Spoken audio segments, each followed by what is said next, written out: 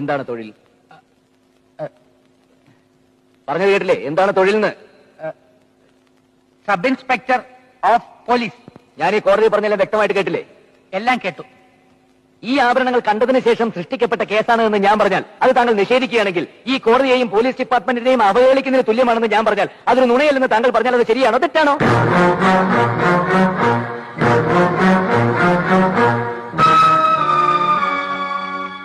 അല്ലാതെ ശരിയാണോ തെറ്റാണോ? തെറ്റാണ്. തെറ്റാണോ?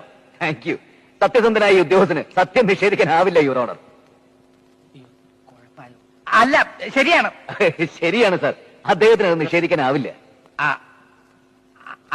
അതല്ല ഉദ്ദേശം. ഞാൻ മാറി ചില പിന്നെ ചൂടാണ്ട് AC ഒന്നും ഇല്ല. അത്